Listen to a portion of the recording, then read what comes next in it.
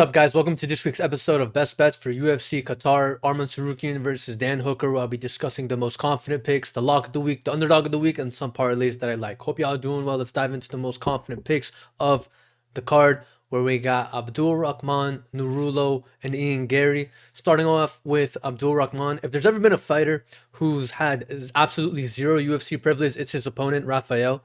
I don't know who he upset behind the scenes, but this guy has been fed the worst matchups, the worst matchup lineup possible, right? He came into the UFC undefeated, and they immediately tossed him to killers, and he hasn't won a single fight, and now they're giving him an undefeated Russian menace, and there's no realistic path for him here. And honestly, that undefeated record that Rafael had before the UFC, it didn't mean much. He was beating low-level opponents. Meanwhile, the hype around Abdul Rahman, he is the real deal. On the Contender Series, he was a massive favorite, and he actually fought like it. It's rare to see a huge favorite look exactly like the odds suggest, but Abdul did, and his striking was clean, powerful, accurate, and he was just completely dominant. Compare that to someone like Mysongar Sushirikorov, who just fought and he was also just a huge favorite, minus 1200 range. Didn't look anywhere near that level. Abdul, on the other hand, looked every bit of his minus 1400 favorite odds, right? Now he's fighting a guy who's been knocked out and rocked consistently against powerful strikers. This is a nightmare matchup for him. And Rafael, he does want to strike. He's not the type to stall, wrestle, or slow the pace down. And striking with Abdul is basically a death sentence. All Abdul needs is one clean shot, and he will find this shot in this matchup. He's accurate, he's explosive, and hits like a truck. Abdul looks like a genuinely elite prospect with very few holes in his game. He's far more polished and dangerous than someone like his opponent and someone like Sushirikorov. I see this ending early, and I see Abdul delivering a statement knockout shot for his UFC debut. Moving on to Nurulo. Nurulo, he seems like a real prospect. He looks like a Khabib, and he fights like Khabib. Meanwhile, his opponent is making his debut, and he was struggling in his last fight. His opponent was struggling in his last fight versus a low-level fighter, and that low-level fighter took that fight on short notice. I just don't see him stuffing the takedowns here. Nurulo, he fights with so much confidence and belief in himself, has crazy good submission defense, and he's relentless. And he fights with the weight of his entire nation on his shoulders as well. He embraces that. His country stays up till 3 a.m. sometimes to watch him compete, and you can see that pride fuel him. And every time he steps into the cage, he's been flawless so far. He's undefeated, dominant, and built around a high level pressure wrestling style. His pace is suffocating, his pressure never stops, and when he decides to shoot, he will get you down. Once he's on top, almost nobody can get up from him, from his top position, from his top control, right? And the comparisons to Khabib, they are not exaggerations. He's clearly trying to follow that blueprint. Now he's facing Shamrock, Shaquille O'Neal, who's making his UFC debut. This matchup looks like a setup for Nurulo, in a country like Qatar. It looks like a setup for him to shine. Shamrock's, he's got a nice record.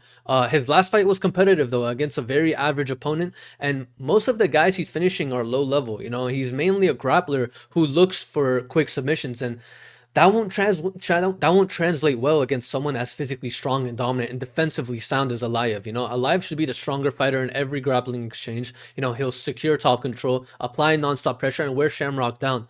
I don't see Aliyev getting caught in a submission. He's too disciplined and too high level on the mat. And if Shamrock can't snag an early submission like he usually does, this fight becomes one-way traffic. The pick has to be Nurulo Aliyev, using his relentless pressure, superior wrestling, and the strength to dominate top position. Expect him to break Shamrock down over 3 rounds with control and ground and pound. Moving on to the next most confident pick, Ian Gary. Bilal had a great run. He beat tough competition, worked his way up to the top, became champion. But now he's facing someone who's simply younger, hungrier, and more dynamic in every area. Ian's going to be faster, more athletic, longer, and nearly a decade younger. This is a tough matchup for Bilal. Ian Gary really is the future, just like his nickname suggests. He's only 28. He just turned 28, and he's still improving every fight. And coming off of a great win over Carlos Prates, a win that keeps looking even better for him. I just don't see Bilal having the tools to win here, especially if he fights anything like he did against JDM, and if he wrestles heavily, I don't think that's enough to shut Gary down. Gary's extremely athletic and maintains a high pace. His footwork is elite, and he avoids big shots really well. He manages distance better than almost anyone in the welterweight division, and his fight IQ is outstanding. He's shown he can adapt mid fight and adjust to any style the opponents throw at him. Right? I just don't think Bilal's wrestling is going to overwhelm him here. Gary's takedown defense is strong. His reactions are sharp, and on the feet he's the much more cleaner striker. Right? I see Gary landing the better shots, keeping it standing, and shutting down almost all the wrestling exchanges from Bilal and controlling the fight with his speed, his timing, and his intelligence. The pick has to be Ian Gary. He's younger, sharper, faster, and far more dynamic. Expect him to stuff the wrestling, win the ranged battle, and outclass Bilal with clean shots and elite fight IQ. That concludes the most confident picks. Moving on to the lock of the week. It's Arman Tsarukyan. This is basically a mismatch. When I think of Arman, I think of a high-level fighter. I was thinking of his fight with Islam Makhachev. It was going to be competitive. It was something I was eager to watch. Their first fight was fun to watch. That's the level I see him at. When I think of Dan Hooker, I think of the hood. I think of a street fighter, a brawler, a fun dude willing to brawl, someone who stays in the pocket and loves to fight, but not elite or high level. Arman is high level, and his most recent loss to Mateus Gamera as well. That wasn't even really a loss. That fight should have been scored in his favor. Arman's scrambling ability, his fight IQ, his ability to transition from striking to wrestling, his ability to maintain top control, his ability to defend submissions. This guy's a problem. And if you're counting that Mateus Gamera loss as a win, his only real loss in the UFC is to the pound for pound greatest fighter of all time. He's got relentless pressure with his wrestling, cardio for days, and Arman Tsarukyan, he's on a serious run right now. 9-2, basically 10-1, really. And both losses came to elite wrestlers, right? And one of them to the pound for pound best. The other one was basically a robbery. Dan Hooker isn't all that. Hooker prefers to strike, and that's the exact kind of matchup Arman thrives in. He'll trade on the feet just long enough to level change, mix in the grappling, and swing momentum completely in his way. Arman even has a win over Joel Alvarez by TKO, which, if you know Joel Alvarez, that's a very impressive win. And Alvarez is even taller and longer than Hooker, right? Hooker is coming off of 2 split decision wins, which both wins could have easily gone the other way. Plus a knockout loss to Michael Chandler that has aged really badly. Arman is a much more complete fighter everywhere the fight goes. His wrestling is miles ahead. His striking is sharp, fast, and technical. And he carries excellent cardio that lets him apply non-stop pressure. Hooker will definitely try to turn this into a brawl, but that only makes it easier for Arman to close the distance and drag him down to the mat. Hooker's tall and skinny frame. It's made for Arman's takedowns, right? I see Arman consistently grounding him, shutting down Hooker's rhythm, and never letting him get comfortable at range. Hooker will wear himself down doing all that takedown defense as well. He'll slow down, and he's not even a submission threat in the scrambles. This matchup favors Arman every phase of the fight. So that concludes Talk of the Week. Yeah, Arman's winning. Moving on to our underdog of the week, Ryan Loder. I picked this guy when he was a minus plus 150 underdog, and from plus 150 underdog, now he's at plus 115, 110 underdog. Money has been coming in heavily on him, and I can see why. The line is quickly moving into his favor. The size difference here is going to be, in this matchup, it's going to be huge. Ryan Loder will be about 6 inches taller than Nardiev, and he also brings a clearly superior wrestling skill set, right? He actually looks like he has UFC level upside to him, while Nardiev has been struggling on the regional scene, even getting finished by lower tier opponents. His last one was against Bruno Silva, who's on a crazy long losing streak right now. Nardiev is mainly a striker with an aggressive style, but Loder's a D1 All-American athlete, a wrestler, right? And who knows how to control the pace and secure takedowns and dominate positions. Training at Team Alpha Male, that only strengthens his style as well. He's surrounded by great wrestlers and a strong game plan. A great team behind him too. Ismail will try to keep this at striking range, use his jab and kicks and avoid the mat, but Loder's size, his pressure, and his wrestling pedigree, I see him closing the distance, getting his hands locked, scoring takedowns, and controlling Nardiev on the ground consistently. So, concludes Underdog of the Week. Moving on to the parlay section. Starting off with the safety lock, Arman and Gary. These two are absolute killers with massive stylistic advantages here. Arman's going to overwhelm Hooker with his pace, his wrestling, and his scrambles. Gary, he's going to be the much younger, faster, longer fighter with a much better fight IQ than Bilal. they both beat their opponents pretty much everywhere the fight goes. You know, it's two world-class fighters in matchups that heavily favor their athleticism, their speed, their style, and it's a low-risk pairing, you know.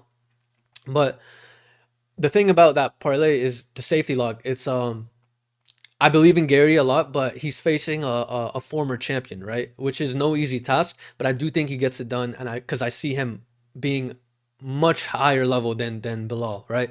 But the ultimate lock brings you pairs the lock of the week Arman, you know, a world class athlete in Arman with Naruto, a safe, one of the safest wrestling heavy prospects in the sport right now. You know, a prospect facing someone that's not even proven. You know, both Arman and Naruto, they're going to dominate with forward pressure, chain wrestling, and cardio. You know, they can both win without needing a knockout victory or a big moment to swing in their favor. I see them dominating this matchup from start to finish. You know, they control their opponents for long stretches and just dominate in their matchups, right? Moving on to the affordable juice section at plus 130, Asu and Tagir. You know, I like Asu a lot. You know, I was even considering him as a most confident pick, and I do think he wins. You know, Asu is one of the most technical flyweights on the rise, and his opponent Perez, he's aging and he's inconsistent. Tagir is elite everywhere as well. You know, cardio, wrestling, and control. And Horiguchi is 34 with a lot of miles on his body. It's two super clean technicians in this parlay against older, slower veterans. It's great plus money value in my opinion. Moving on to the four most confident picks: Narulo, Abdul, Gary, Arman, plus 155. You know, it's a four-legger. Not always the funnest, but it's a prospect wave parlay. You know, Narulo, he's got the smothering Dagestani style grappling. Abdul, the explosive knockout machine versus a very chinny opponent. Gary, younger sniper versus a slower, older Bilal. And on Arman, he's a future title challenger. You know, all four fighters have clear athletic, technical, and stylistic advantages here. You know, each matchup heavily favors each of these fighters, and it's plus money for four strong favorites. It's a strong parlay. You know, I do think it hits. You know, Orbai and Topuria for the fun duo plus parlay at plus 160. Excuse me, Orbai and Topuria plus 160 for the fun duo. Orbai, he's a nightmare matchup. For anyone, right? He's a wrestler with a nasty pace, and Hermanson struggles versus strong grapplers. And pairing him up with Alexandre Topuria, I believe in his hype. You know, I think Topuria is legit. You know, he's powerful, he's fast, he has great footwork, and he's facing a beatable opponent in my opinion. You know, I think Topuria can control Begsat in the wrestling, and I even favor Topuria striking. You know, this is a parlay with two explosive young fighters with the ability to dictate where the fight goes. For a solid plus 160, this has a ton of value. Moving on to the Underdog City Sprinkle, I'm taking Ryan Loder, the underdog of the week, pairing him up with Alonzo Menefield at plus 500.